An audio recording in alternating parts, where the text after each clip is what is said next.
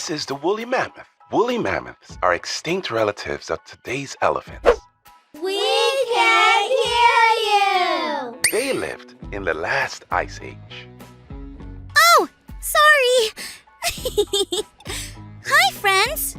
Sorry about that.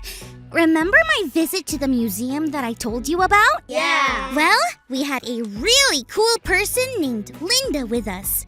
She was our tour guide. A tour guide is someone who shows you around and tells you really cool things about what you see. The problem was, Linda spoke really quiet, and I couldn't hear what she was saying. Huh? So, my dad suggested I go to the museum website and listen there. I had it on full blast, so that I won't miss anything. Speaking of full blast, this is the woolly mammoth. It was one of my favorite things we saw at the museum.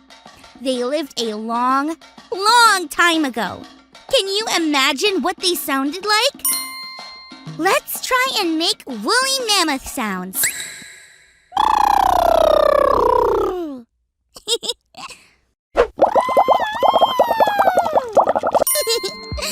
Woolly mammoths aren't around anymore, so we can't actually hear them, though it's fun to imagine. I wonder what we'll hear in today's Bible story. It's time for today's Bible story. John was doing the job that God had sent him to do. He was baptizing people in the river and getting them ready to see Jesus. And then one day, Jesus was there at the river. He had come to be baptized too. John couldn't believe it. Jesus was God's son. He didn't do anything wrong ever. Why did he need to be baptized? But Jesus said that it had to be done. So, John baptized Jesus. He put him under the water and brought him back up. When he did this, the sky opened. God's Spirit came down as a kind of bird called a dove. And then God spoke. God said that Jesus was God's son, who God loved, and that Jesus made God very happy. John had been telling everyone the very same thing about Jesus, but now they heard it from God's very own voice, because we can hear God's voice if we listen. Whales are mammals just like us. They breathe air just like we do, but they breathe through blowholes on the top of their heads. Wow! I missed so much by not being able to hear Linda the tour guide at the museum. I'm really glad I had a different way of hearing all about the cool things I saw there. That made me think about the different ways that God speaks to us. In the Bible story today, people got to hear God's own voice.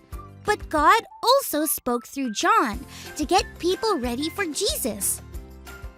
What if God is talking to us all the time in different ways? Maybe we can hear God in nature, through things like trees, sunsets, and even the sound of rain.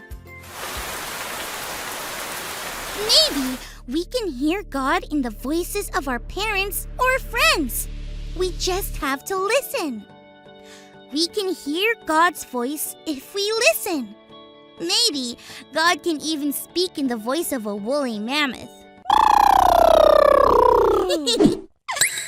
Okay, maybe not.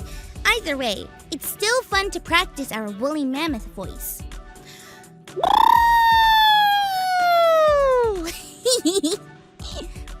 Well, I'll talk to you all next time. What will you do to listen for God's voice this week? Remember, we can hear God's voice if we listen.